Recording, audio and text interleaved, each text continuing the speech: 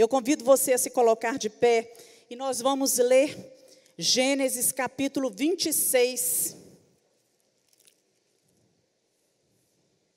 O texto é um pouco longo, mas gostaria que você acompanhasse aí na sua Bíblia. Gênesis capítulo 26.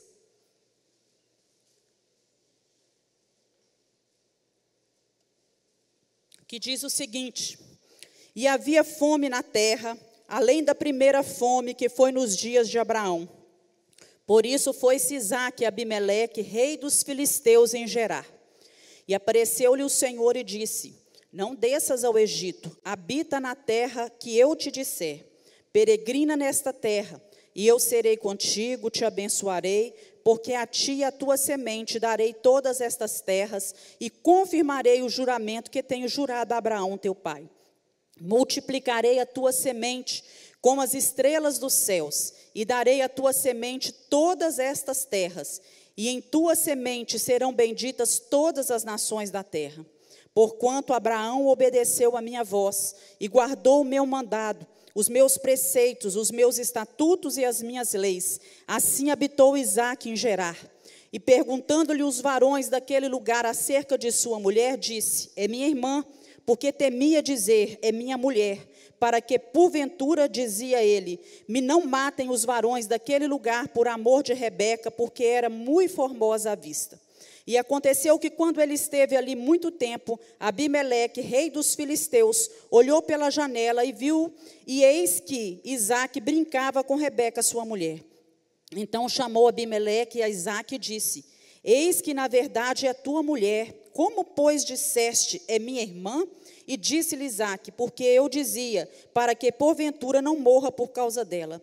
E disse a Abimeleque: Que é isso que nos fizeste? Facilmente se teria deitado alguém deste povo com a tua mulher, e tu terias trazido sobre nós um delito.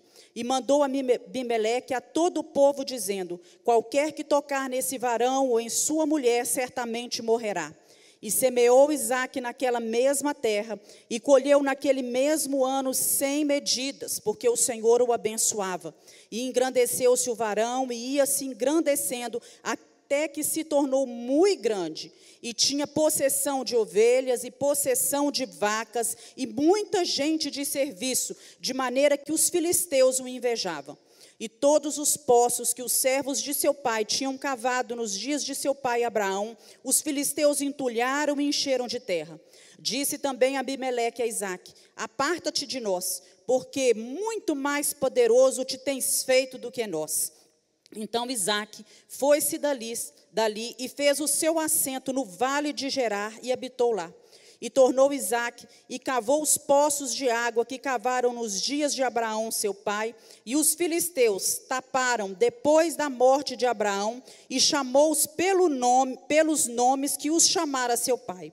Cavaram, pois, os servos de Isaque naquele vale, e acharam ali um poço de águas vivas. E os pastores de Gerar porfiaram com os pastores de Isaque, dizendo: Essa água é nossa.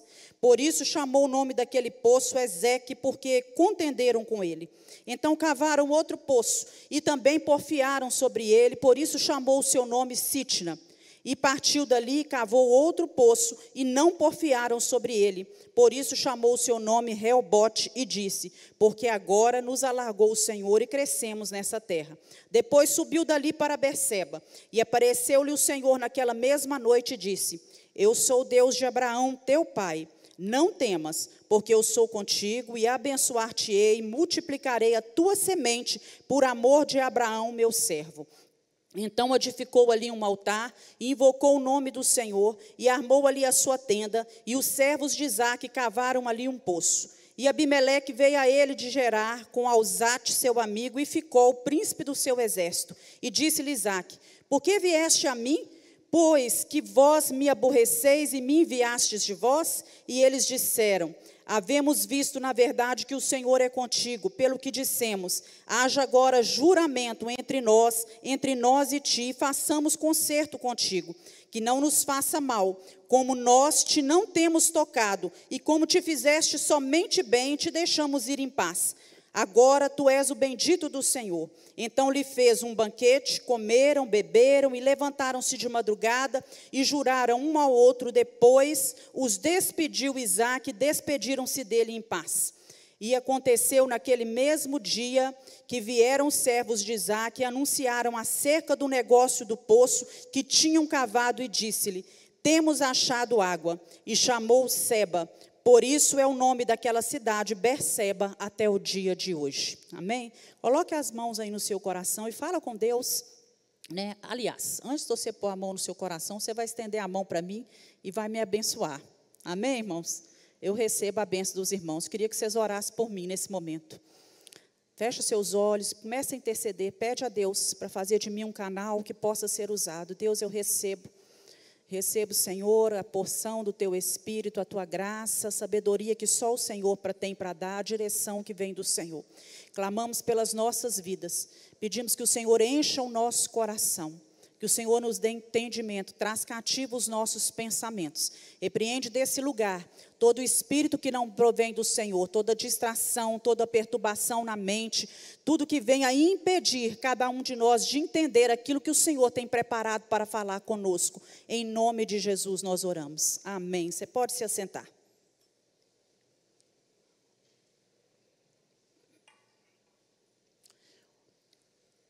Lemos um texto em que trata de um período de fome sobre a terra onde Isaque habitava. Foi uma seca prolongada. Nós, ao ler as histórias, nós sabemos que muitos animais, plantações morreram, e por causa disso, muitas famílias estavam migrando para o Egito, que naquela época era uma grande potência comercial, era um lugar de fartura, a nação mais próspera que existia naquela época. E eu imagino que Isaque também tenha pensado em ir ao Egito. Se ele fosse ao Egito, ele teria que descer para o sul de onde ele estava. Mas antes, mesmo pensando em ir ao Egito, ele vai a Gerar, que ficava ao norte. Ele segue uma rota, né? Traça uma parada bem um pouco fora da sua rota. Mas, de acordo com o que a gente vê, Deus falando com ele, direcionando, nos dá essa sensação, que o pensamento dele foi de fazer aquilo que todas as pessoas estavam fazendo, indo para o Egito. Lá em Isaías, capítulo 55, versículo 8 e 9, diz assim: pois os meus pensamentos, isso é Deus falando, os meus pensamentos não são os pensamentos de vocês, nem os seus caminhos são os meus caminhos, declara o Senhor.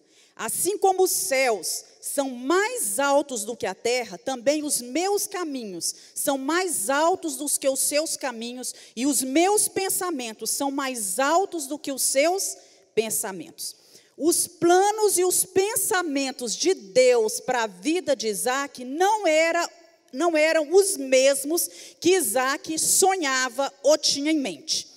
Nós, seres humanos, somos inclinados, né, pela nossa humanidade mesmo, a buscar soluções rápidas, soluções fáceis.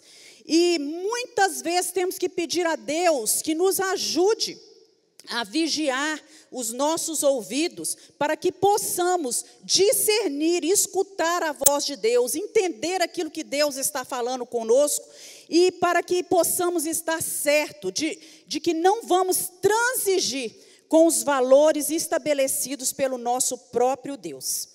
Deus disse a Isaque: não desças ao Egito. Deus fala com ele. Lá no Egito, o problema da fome seria resolvido imediatamente. Chegando lá, havia fartura.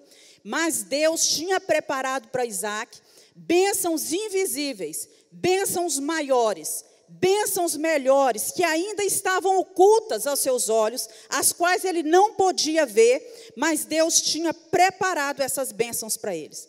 O seu melhor pensamento, o seu melhor sonho, a sua melhor atitude é seguir os planos de Deus para a sua vida. Todos os nossos pensamentos, todas as nossas vontades devem estar no cerne, no centro da vontade de nosso Deus. E Deus dá a Isaque duas orientações. A primeira é: não desça ao Egito. E a segunda, né, está aí também descrita logo no início do texto que nós lemos: fica na terra de Gerar. É lindo observar que Isaac, quando ele recebe a ordem de Deus, ele não questionou a Deus e ele nem discute. Prontamente ele obedece e ele permanece naquela terra. O caminho da obediência é o caminho da bênção. Obedecer é melhor do que todas as coisas. E a solução dos nossos problemas, na maioria das vezes, não está em mudar de cidade, mas mudar de atitude. Não está em mudar de cônjuge, mas mudar a atitude. Muitas vezes não está em mudar de emprego, mas mudar de atitude. Muitas vezes não está em você mudar de escola, mas mudar a sua atitude em relação à sua escola. Vocês concordam com isso, irmãos? Muitas vezes nós tentamos mudar as coisas ao nosso jeito e esquecemos que nós precisamos mudar as nossas atitudes e o nosso jeito de fazer as coisas. Quando ele chega em Gerar, ele, que era a terra do rei Abimeleque, como diz o texto, Isaac, ele se preocupa com a sua vida, com a sua segurança. A sua esposa era uma mulher linda, formosa, como diz a Bíblia. E ele temeu que os homens de Gerar pudessem tirar a sua vida, pudessem matá-lo por causa da sua esposa. Então, para poupar a sua vida, ele mente e ele diz àquelas pessoas que Rebeca, que na verdade, além de ser sua esposa, era sua prima, ele fala que Rebeca era sua irmã. Mas certo dia, nós vimos ali que o rei Abimeleque descobre a verdade. Isaac aqui quis apenas seguir um atalho. Na verdade, ele não preocupou com os sentimentos da sua esposa. Ele deixou de confiar no livramento que Deus tinha preparado para ele, naquilo que Deus podia fazer para ele, e ele tomou o cuidado da sua vida nas suas próprias mãos. O que muitas vezes nós fazemos também.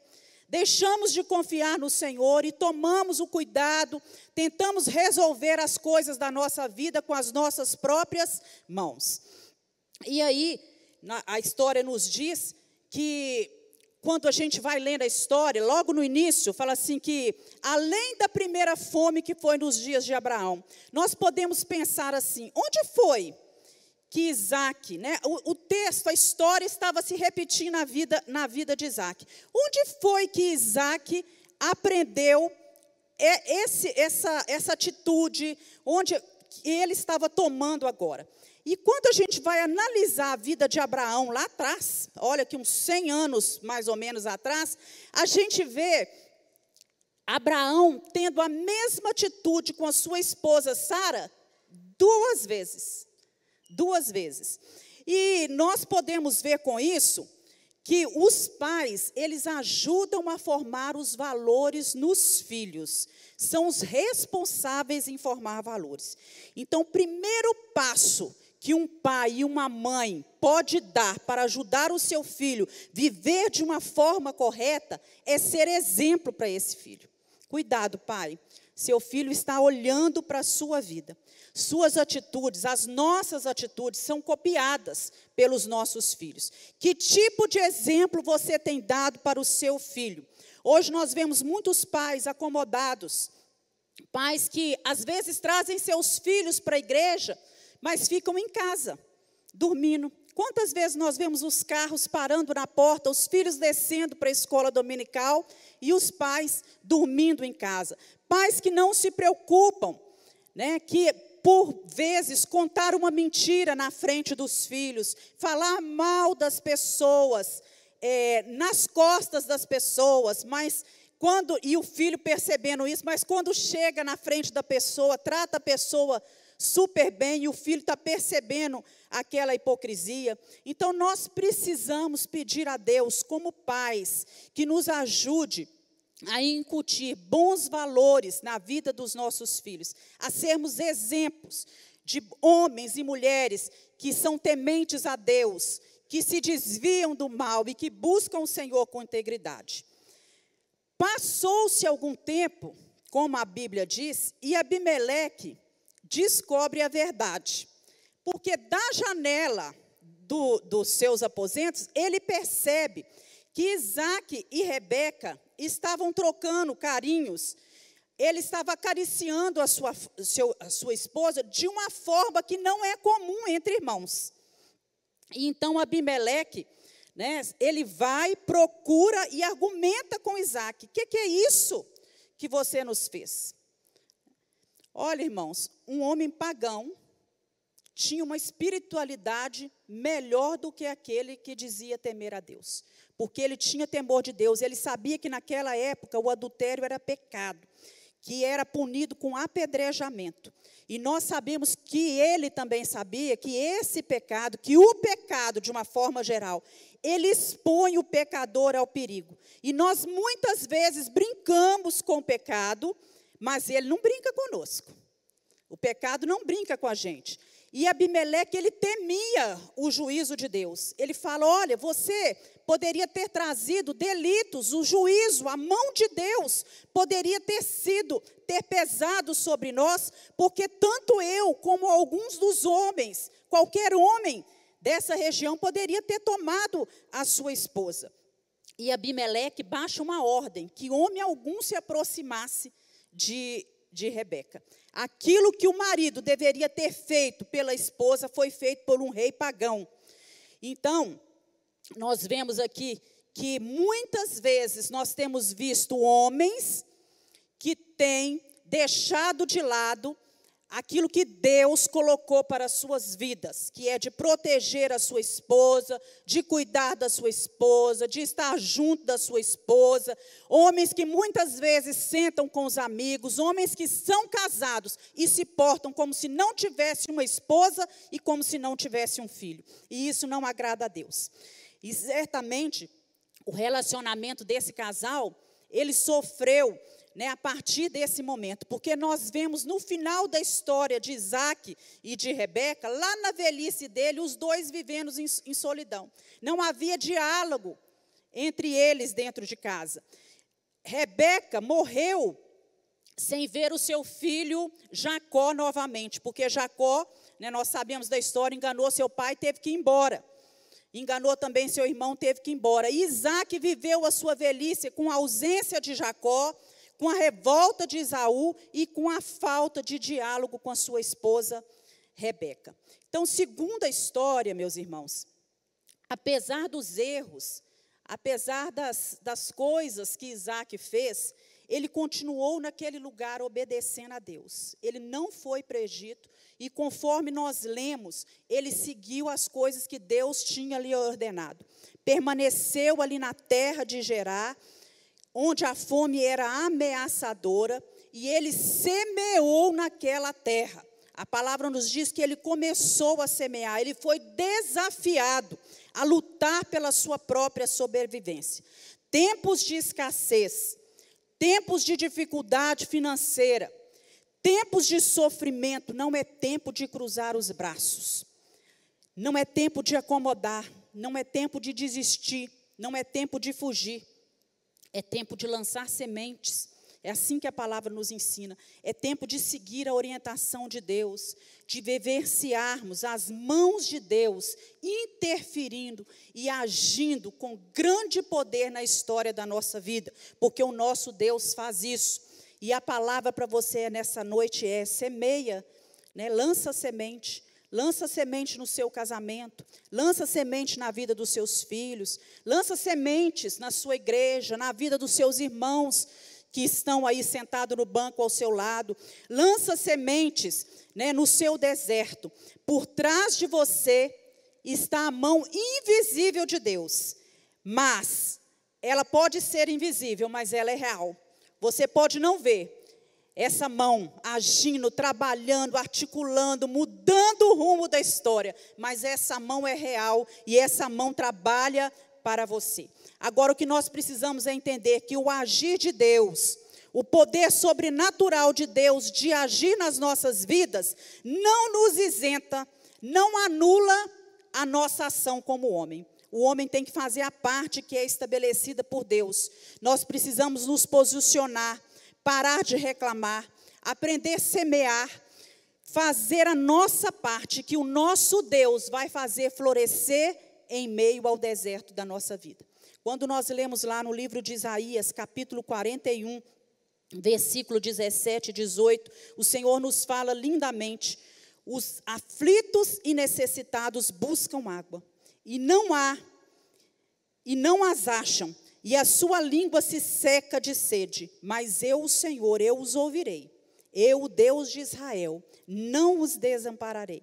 Abrirei rios em lugares altos, abrirei fonte no meio dos vales, tornarei o deserto em tanques de água, tornarei a terra seca em mananciais, para que todos vejam e saibam e considerem que a mão do Senhor fez isso. Aleluias. O nosso Deus tem poder. A palavra de Deus nos diz que Isaac semeou e ele colheu 100 por 1. A cada semente ele colhia 100. Tornou-se um homem rico. No versículo 12 diz que o Senhor Deus o abençoava. Deus estava abençoando a vida de Isaac. Ele prosperou. E onde há prosperidade, há inveja. Logo a inveja surgiu sobre a vida de Isaac. Os vizinhos filisteus, aqueles que moravam ao redor, ficaram enciumados, porque tudo que Isaac fazia era abençoado pelo Senhor, tudo parecia dar certo. Enquanto ele lutava pela sua sobrevivência, ele não incomodava. Mas a partir do momento que ele começou a se tornar próspero, a enriquecer, a se tornar grande, como diz a palavra do Senhor, ele já não era visto com bons olhos. Então Abimeleque, ele temeu que Isaac continuasse crescendo, que ele fosse se tornando cada dia mais forte e poderoso. Muitas vezes na nossa vida acontece da mesma maneira. Nós temos que lidar com a inveja das pessoas que não suportam nos ver felizes. Pessoas que às vezes não entendem que Deus prospera quem Ele quer, que era a mão do Senhor que estava ali com Isaac, assim como é a mão do Senhor que abençoa cada um de nós. Então, ao detectar, ao sentir que você está tendo inveja de alguém, pelas coisas que a pessoa tem adquirido, ou pela felicidade, ou pela família que ela tem, meu irmão, em nome de Jesus, comece a orar, abençoar aquela pessoa, comece a agradecer a Deus por tudo que Deus tem feito pela vida daquela pessoa, pela felicidade, pela prosperidade delas. Só que aqui na história, nós vemos que quando o rei e todo o povo percebe o que acontecia com Isaac, imediatamente Isaac foi expulso da terra.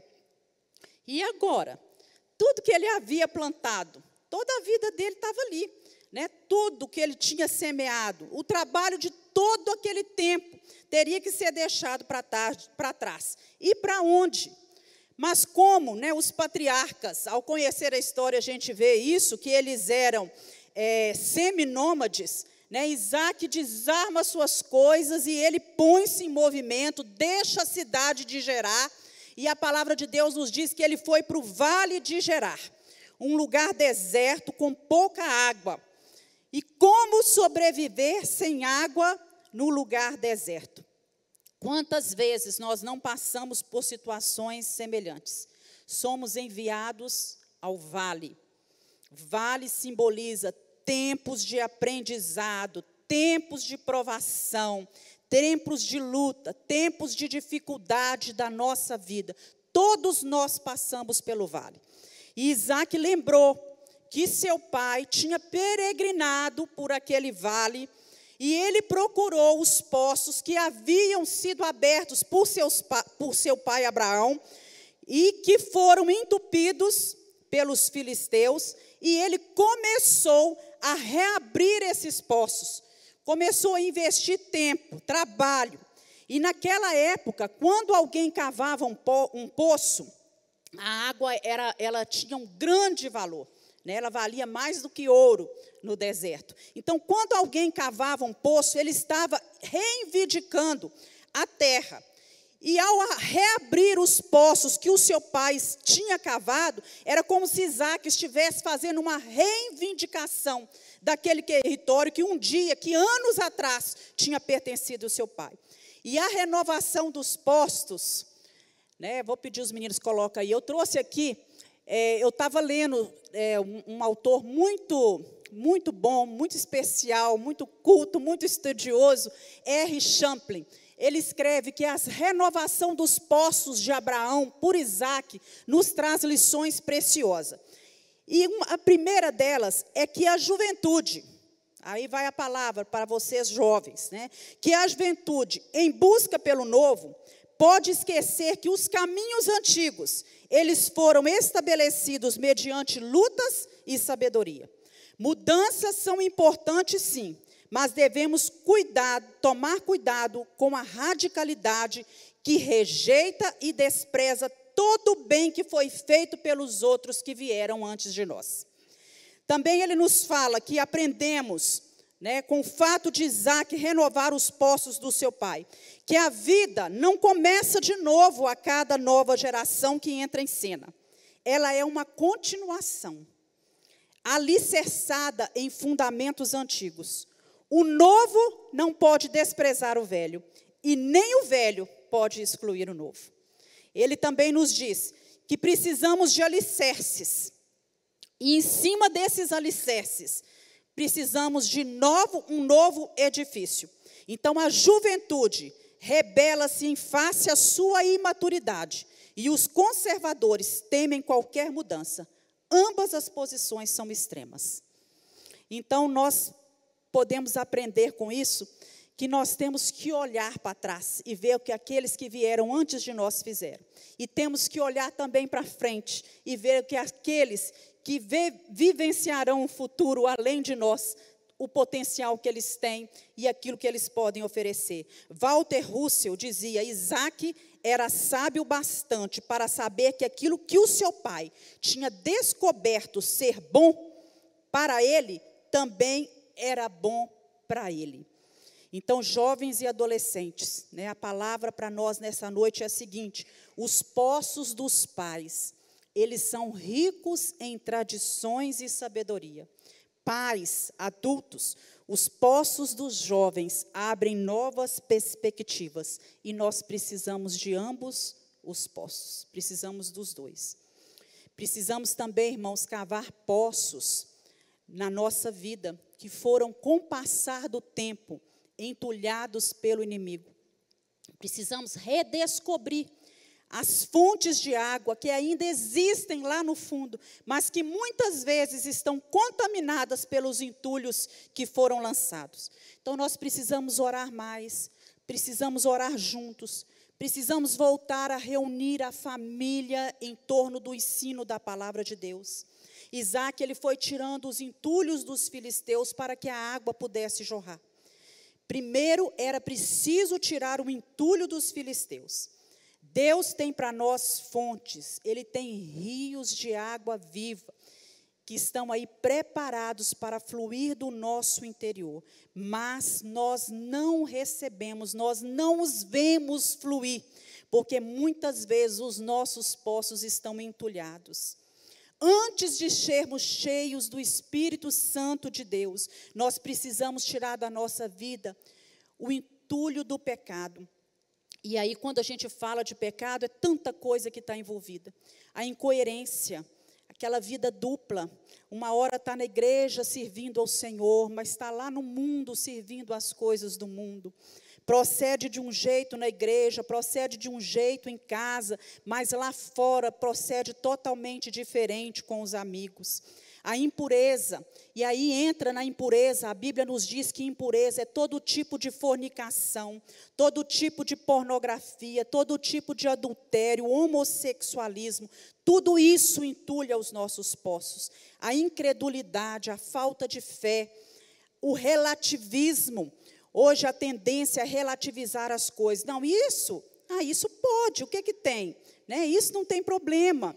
Né? O mundanismo, nós nos moldarmos à forma, aos costumes desse mundo e achar que nada disso vai entulhar a nossa vida e vai contaminar o nosso coração. Isaque começou a desentulhar o poço que foi encontrado. Mas aí nós vemos aqui a história contando que assim que ele desentulha esse poço, vem o inimigo e começa a contender, começa a brigar por causa daquele poço. E o nome daquele poço se torna Ezeque, poço da contenda, poço da discussão. Isaque teria todas as razões para reivindicar, mas ele escolheu manter a paz, ele não brigou. E isso traz para nós, um ensinamento de que nós não devemos lutar com a nossa própria força. O nosso braço forte não deve ser em nosso favor. Quem deve guerrear as nossas causas é o Senhor. O nosso Deus, Ele tem todo o poder, Ele vê todas as coisas. E Isaac encontra outro poço, cava o poço, limpa o poço, tira os entulhos do poço. Novamente veio o inimigo para roubar a bênção. E o poço é chamado de Sitna, que em hebraico significa ódio, o poço da inimizade. Se você está passando por um período de contenda na sua vida, pare de brigar. Reconheça que Deus está do seu lado. Dobre seus joelhos, comece a orar. Entregue a sua causa nas mãos do Senhor, comece a buscar o Senhor. Ele é o seu advogado, Ele defende as suas causas. Confia no Senhor e peça a Ele que lhe dê sabedoria para saber quando é o momento de você retirar, de você deixar daquilo de lado, de você não contender por causa daquilo, e quando é o momento certo de você ficar e de você lutar. E aí Isaac, irmãos, encontra um terceiro poço. E ele vai fazer o mesmo nesse terceiro poço. Ele cava, ele limpa, ele desobstrui aquele poço, tira os entulhos, a água jorra e dessa vez o inimigo não aparece. Porque o inimigo desistiu, porque ele reconheceu que Deus era na vida de Isaac e que não me importava quantos poços eles roubassem, quantas vezes eles fossem até Isaac para tirar aquilo que Deus tinha feito na vida dele, a provisão de Deus, a mão de Deus estaria sobre a vida dele e o abençoaria. E aquele poço foi chamado Poço Reobote, que quer dizer amplitude, largura, amplo, um espaço aberto. Quer dizer, o Senhor nos deu um lugar espaçoso, o Senhor nos prosperou nessa terra. Denota aí a prosperidade que tem aqueles que são perseverantes na presença do Senhor. Não sabemos dizer quanto tempo Isaac ficou ali no Vale de Gerar, mas aquele período que ele passou ali, depois desse terceiro poço, em que as pessoas reconhecem que a mão de Deus estava com ele, foi um período de paz e de prosperidade. Com o tempo, a escassez da sua terra de origem acabou, a fome cessou, e Isaac resolveu voltar para Berseba, que havia sido o lugar, a residência, o local de residência favorito do seu pai Abraão. A cidade de Berseba ficava mais ou menos 40 quilômetros de onde Isaac estava. Ele já havia morado ali com seu pai quando ele era jovem. E essa mudança foi feita em meio à ansiedade e temor, produziu temor no coração dele. Assim como todas as mudanças na nossa vida produzem no nosso coração, muitas vezes, ansiedade e temor. Mas Deus apareceu a Isaac em meio à sua luta interior. Deus se apresenta a ele, no versículo 24, diz o seguinte: E apareceu-lhe o Senhor naquela mesma noite e disse: Eu sou o Deus de Abraão, teu pai. Não temas. Quer dizer, Isaac estava temendo. Não temas, porque eu sou contigo. Abençoar-te-ei, multiplicarei a tua semente, por amor do meu servo Abraão. Que coisa linda, irmãos. Gostaria que você meditasse comigo aqui. Naquela noite, o espírito de Isaac foi renovado. Naquela noite, a misericórdia do Senhor fortaleceu a vida de Isaac. E em meio à ansiedade, em meio ao temor que ele estava, Deus reafirmou com ele um pacto, uma aliança que ele havia feito com Abraão, seu pai. Por causa de Abraão, o seu pai e meu servo, Deus disse: eu vou abençoar você. Deus transfere para Isaac as promessas que ele havia feito para o seu pai Abraão.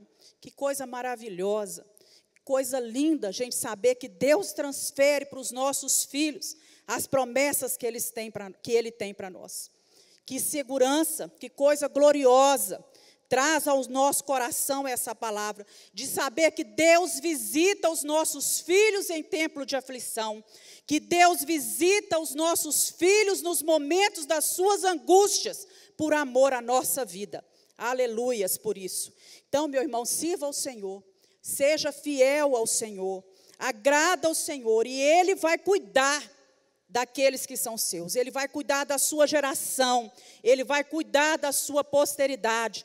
Lá no livro de Deuteronômio nós lemos: se diligentemente me ouvirdes, serás abençoado o fruto do teu ventre. Você pode dizer glória a Deus por isso? Glória a Deus. Se nós ouvirmos o Senhor, obedecermos ao Senhor, as nossas orações, o nosso pacto, a nossa aliança, o nosso compromisso com Deus vai se estender à vida dos nossos filhos. Deus é Deus que ouve a oração. Por amor, né? Deus fala: por amor da Rita, minha serva, eu abençoo você, Guilherme. Por amor da Estelina, minha serva, eu abençoo você, Emanuel, eu abençoo a sua vida, João Daniel. Por amor de Geórgia, minha serva, eu abençoo o Rimac filho, eu abençoo a Nelise, eu abençoo o Mateus, e eu abençoo os netos que virá dessas outras gerações. E assim Deus faz na sua casa, meu irmão, porque Deus é Deus de promessas, Deus é Deus que cumpre a sua palavra. Isaac armou as suas tendas ali. Naquela época eles viviam em tendas, ele arma a sua tenda. Os servos dele começam a cavar um novo poço. Impossível viver ali em Berseba sem água. O lugar era seco, eles precisavam da água para sobreviver. Isaac tinha acabado de sair do vale. Como nós vimos, vale é lugar de aprendermos, lugar de perseverar, lugar de confiar, de aprender a depender de Deus, mas vale é lugar de passagem. Amém, irmãos? Vale é lugar de passagem, não é lugar para você ficar a vida inteira. Deus quer conduzir você até Berseba. Espiritualmente falando, Berseba é o lugar de cumprimento das promessas de Deus. Glória a Deus. Berseba é lugar de edificar altar, como Isaac fez, de firmar compromisso sério com Deus, de se comprometer com o projeto de Deus na sua vida. E nós temos visto hoje muitas pessoas acomodadas em Gerar, achando que está muito bom, que ali em Gerar elas já estão usufruindo das bênçãos de Deus. Mas, na verdade, o projeto de Deus para a sua vida não é que você fique em Gerar, é que você levante a sua tenda e que você prossiga para Berseba. Para chegar por lá, você precisa passar pelo vale de Gerar. Você precisa cavar poços, precisa fazer limpeza, tirar entulhos do seu interior, modificar o seu modo de falar, modificar as suas atitudes. Mas chegar em Berseba e edificar altar para usufruir das promessas de Deus. E enquanto ele estava ali em Berseba, a história nos diz que de repente, quem surge novamente na história? Abimeleque, Alzate, um amigo dele, e Ficol, que era o comandante do exército de Abimeleque. E no versículo 27, logo que eles vão chegando, Isaac se arma todo e começa a questionar para eles: olha, por que vocês vieram até mim, se vocês têm ódio de mim? Se vocês me expulsaram da terra, o que vocês querem de mim?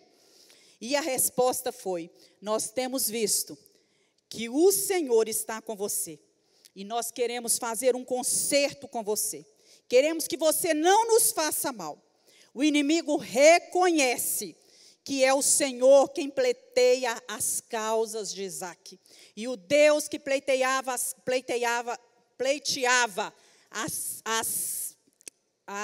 causas de Isaac é o mesmo Deus que está lutando pelas nossas causas, que está junto conosco, que caminha conosco. E o inimigo vai ter que reconhecer que esse Deus está ao nosso lado e que Deus está presente na nossa vida. E eles propõem um trato para Isaac. Chega a ser irônico, né? Olha, nós queremos que você não nos faça mal. Queremos que você não nos faça mal, porque nós não lhe fizemos mal. nós fomos bondosos com você, nós deixamos que a sua família fosse embora da nossa terra em paz. Nós poderíamos ter matado vocês todos, mas nós não matamos nenhum de vocês, deixamos você sair com vida. Esse foi o argumento deles. Falaram com ele, você foi abençoado por nós, porque nós lhe deixamos sair por vida, apenas lhe expulsamos. E ficamos com seus campos semeados, ficamos com a sua plantação toda, né? Imagina, irmãos, ouvir isso, né?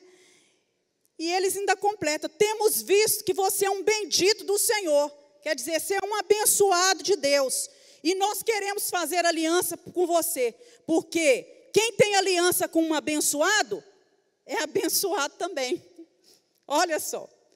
E naquele momento, pensa bem, quantos de nós não teria expulsado eles? Mandado dar uma surra. Pega esses 3 aí. Ele agora estava na terra dele. Dá uma surra neles, manda eles de volta para a casa dele, para eles verem o que é bom, né? Aquele gostinho da vingança. Mas a palavra nos diz que Isaac preparou um banquete, que o Isaac colocou ali, deu a eles o que beber, o que comer, procurou um lugar para eles passarem a noite, e de madrugada despediu eles com um juramento, com um trato, com uma aliança, um pacto, de que eles fariam bem um ao outro, de que ele não faria mal àquele povo. E naquele mesmo dia, diz a palavra do Senhor, os servos de Isaac, que estavam procurando água, vieram falar com ele, né, que os poços que o poço que eles estavam cavando havia brotado água. Vocês acham que isso é coincidência?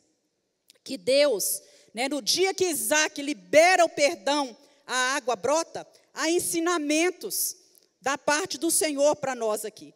A verdade é que quando os servos, né, de Abimeleque entulharam os poços de Isaac, o pior entulho foi para a alma, foi para dentro, foi para o interior dele. Tanto é que quando eles chegam, ele vai logo questionando. Peraí, o que vocês estão fazendo aqui? Né? Por que vocês vieram? Vocês esqueceram que eu fui expulso, que eu fui rejeitado, que eu fui invejado, não é? Que eu fui odiado? Os poços da alma dele estavam entulhados de mágoa, de amargura, de raiva contra a vida de Abimeleque, contra a vida dos filisteus. Mas quem fez o mal, que era Abimeleque, ele já tinha esquecido. Aliás, ele nem se deu conta de que ele fez o mal para Isaac. E assim acontece conosco. Quantas vezes nós guardamos entulhos, guardamos amargura, guardamos mágoa no nosso coração, sofremos por uma coisa que o outro, fulano fez isso, Beltrano falou isso comigo, ele falou muito áspero, ele me rejeitou, ele me humilhou, né? E se você, meu irmão, recebeu lixo, né, durante a sua infância, durante a sua adolescência, ou se você tem recebido lixo, em nome de Jesus, é tempo de jogar esse lixo fora, de pedir ao Senhor que te ajude a fazer uma limpeza nisso, né? Porque muitas vezes quem faz o mal para a gente nem se dá conta de que aquele mal foi feito, de que aquela palavra nos feriu, de que aquilo nos magoou. Então proteja o seu coração, proteja o seu coração da amargura, proteja da mágoa. Não guarde lixo que os outros despejam sobre a sua vida. Joga isso fora e libera perdão para que águas possam jorrar do seu interior.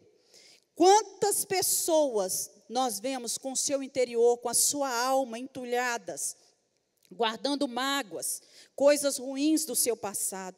Muitos se sentindo inferiores, né, desprezados, sentem que às vezes não tem valor porque foram rejeitados no ventre, ou foram rejeitados por alguém da família, ou por um namorado, uma namorada, ou mesmo por um cônjuge, porque isso hoje é comum, né, no mundo em que nós vivemos, e carregam a essa sensação de que, muitas pessoas carregando essa sensação de que não são bons o suficiente para fazer parte da vida de alguém. Ainda aqueles que passam a infância ouvindo que são um peso, que eles vieram para trazer problema, que eles não deveriam ter nascido. e crescem se sentindo indesejados. Ainda aqueles que estão com sua alma entulhadas pela ansiedade. Como eu vou sobreviver nesse mundo tão difícil?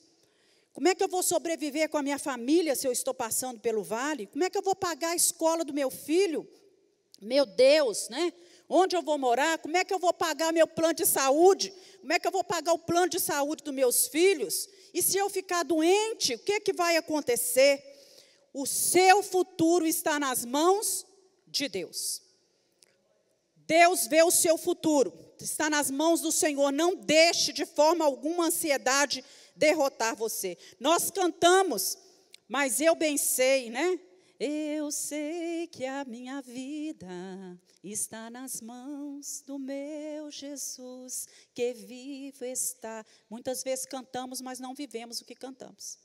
Cantamos que sabemos que a nossa vida está nas mãos do Jesus que está vivo, mas parece que servimos a um Jesus que é morto, porque nós vivemos ansiosos, preocupados, infelizes e passamos assim por essa terra. Há também aqueles que estão entulhados pela autopiedade.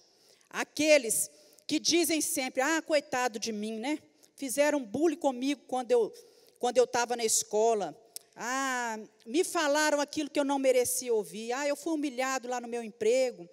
Meu pai não pôde me dar aquilo que eu precisava. Minha família não tinha condições de pagar o meu estudo. Minha esposa, ela é mais bem-sucedida do que eu. Minha mãe me marcou com as palavras. Aí começa com aquela ladainha, com aquele choro, né?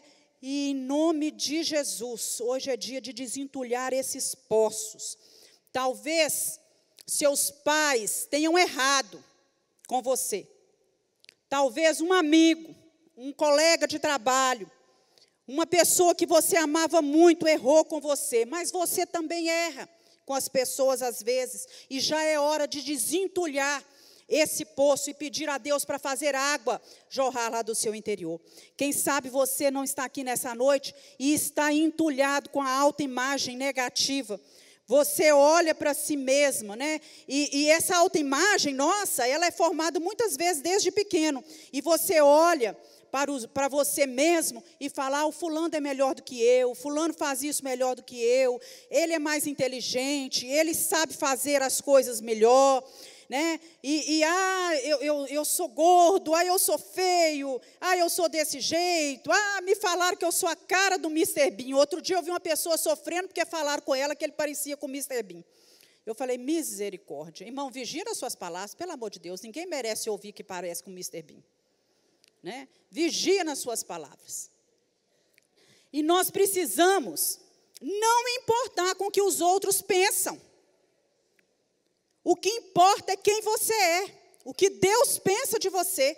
Lá no Salmo 139, diz que Deus nos teceu no ventre da nossa mãe. Você é do jeitinho que Deus queria que você fosse.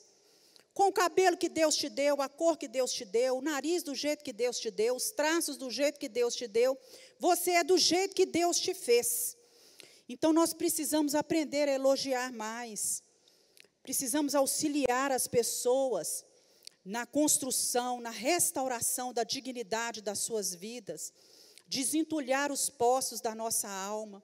E pedir a Deus que nos ajude a depositar, a doar, a dar às pessoas flores em vida. Tem uma música do Baruch que eu gosto demais, que fala flores em vida, e ela fala assim, eu já não alcanço o passado, os meus limites eu reconheci, o hoje é tudo que tenho, isso aprendi, eu preciso trazer à memória histórias que eu desprezei, ou na outra estrofe fala assim, semblantes que eu abandonei, não posso me esquecer, eu tenho que oferecer flores em vida, enquanto é dia.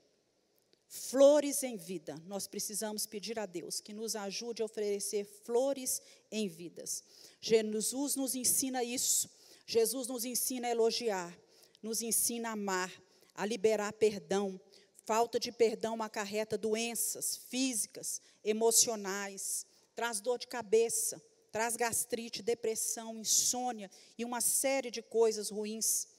E Jesus nos ensina isso. E para encerrar, né? Deus tem para nós fontes de água pura e cristalina. Você crê nisso? E essas fontes, muitas vezes, estão lá dentro, no seu interior. E você não tem percebido que elas não têm jorrado. Vocês não têm percebido que, muitas vezes, ela pode estar entulhada. Elas podem estar obstruídas. Mas, nessa noite, é tempo de você começar a desobstruir essas fontes. Do seu interior precisa jorrar alegria, precisa jorrar paz, precisa jorrar esperança, paciência. Uma palavra boa, uma palavra agradável, que edifica a vida das pessoas. Você precisa levantar altares para Deus, não só na igreja, mas em todos os lugares em que você estiver. Precisamos, à semelhança de Isaac, erguer altares ao Senhor enquanto nós caminhamos, enquanto nós trabalhamos, enquanto estudamos, enquanto nós vivermos, porque é isso que Deus requer de nós. Amém, irmãos? Eu quero convidar você a baixar sua cabeça, fechar os seus olhos. Eu sei que há muita gente aqui nessa noite, com poços que estão obstruídos, que precisam pedir a Deus. Deus, me ajuda, Senhor. Me ajuda a semear no deserto. Deus, me ajuda.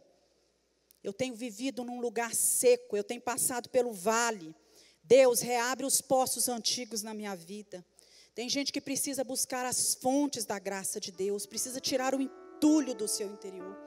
Meu irmão, se você tem andado com seu coração azedo, amargo, cheio de mágoas, você precisa colocar isso diante do Senhor e pedir: Deus, faz florescer o meu deserto, Deus. Se o seu chão está duro, regue o seu chão com a semente, com as suas próprias lágrimas. Aquele que semeia com lágrimas, com júbilo, voltará colhendo, juntando os seus feixes. Prepare-se, se você fizer isso, meu irmão, prepare-se para uma colheita milagrosa da parte de Deus.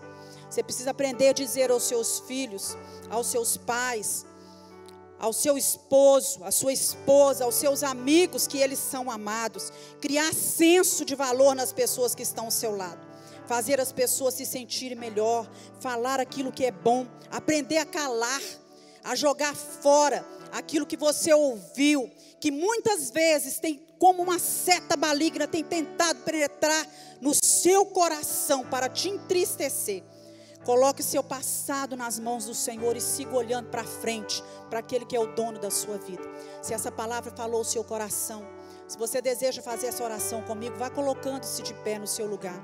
Coloque a sua mão no seu coração e vá falando com o Senhor: Deus, tu me conheces. Deus, tu sabes quem eu sou. Tu sabes o que eu preciso. Deus, vai desentulhando todo o meu ser. Vai fazendo brotar águas. Vai fazendo fluir coisas novas na minha vida. Senhor, vá visitando os nossos corações. Senhor, tu conheces cada vida que está aqui nesta noite. Tu sabes, meu Deus, o que cada um tem passado. Senhor, tu és aquele que tudo vê. Tu és aquele que faz brotar rios de água viva no nosso interior. Em nome de Jesus, contempla a vida desses irmãos e vá fortalecendo com a tua mão forte. Vá dando visão das coisas espirituais. Vá, Senhor, sustentando essas vidas. Deus vai ajudando a semear a boa semente. Aquele que semeia com lágrimas vai colher com alegria.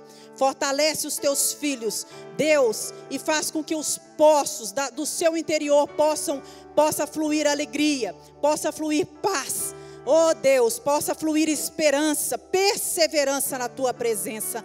Em nome de Jesus nós oramos. Amém.